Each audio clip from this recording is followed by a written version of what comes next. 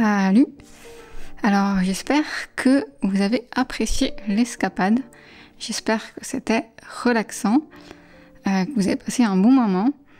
Donc comme vous l'avez vu, on est allé au bord d'un étang pour justement prendre une photo de Voie lactée, et je me suis dit que ça serait sympa dans le paysage en fait d'avoir l'étang avec la réflexion des étoiles dans l'eau.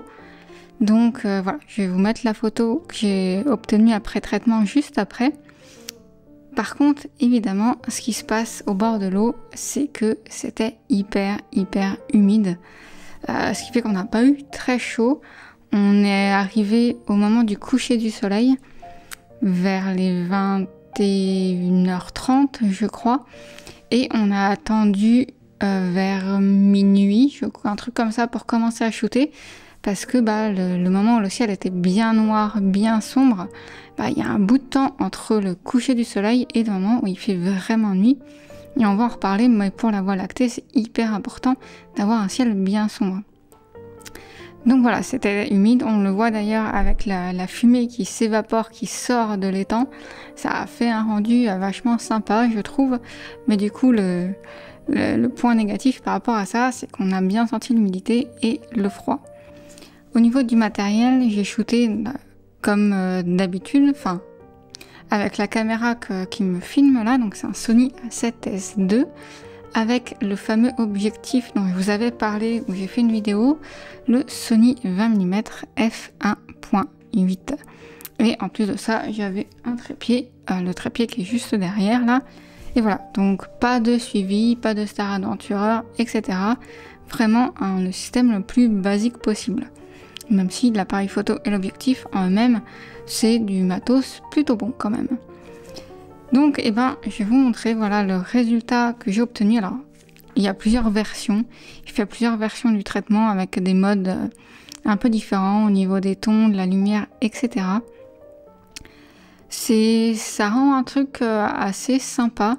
Il y a une photo qu'on a fait aussi en éclairant l'étang. Donc je vous mets le résultat que ça donne là, ça fait des couleurs assez jolies. J'étais assez déçue quand même parce qu'en fait ce soir-là le ciel était pas terrible pour deux raisons. Déjà chez moi on a de la pollution lumineuse au sud, donc c'est là où se trouve vraiment le cœur de la Voie lactée, donc la partie la plus visible, la plus lumineuse de la Voie lactée.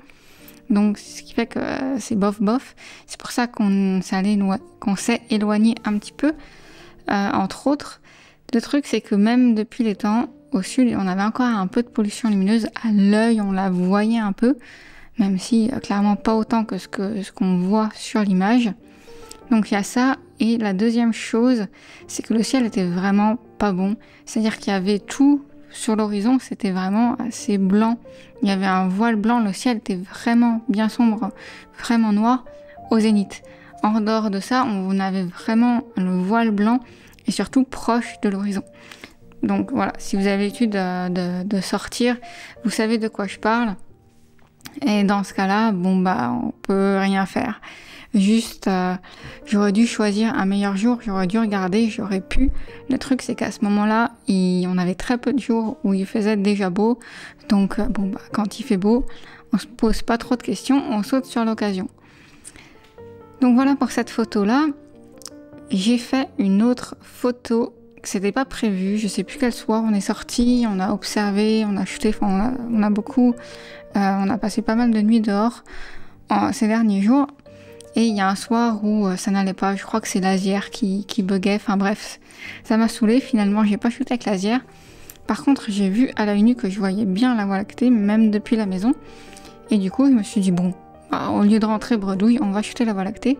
Donc j'ai shooté un peu de Voie lactée que j'ai traité, j'ai passé plusieurs heures de traitement dessus et je vous mets le résultat ici. C'est le résultat que j'ai utilisé pour la miniature de la vidéo parce que clairement il n'y a pas photo. La différence elle est simple, il y en a plusieurs, mais il y a une grosse partie de la différence qui est liée au ciel, comme je vous disais. Même si du coup j'étais depuis chez moi, on a un peu de pollution lumineuse, ce soir-là, le ciel était quand même bien sombre. Et du coup, le test est assez simple à faire à l'œil nu, c'est que je la voyais en fait, la Voie lactée.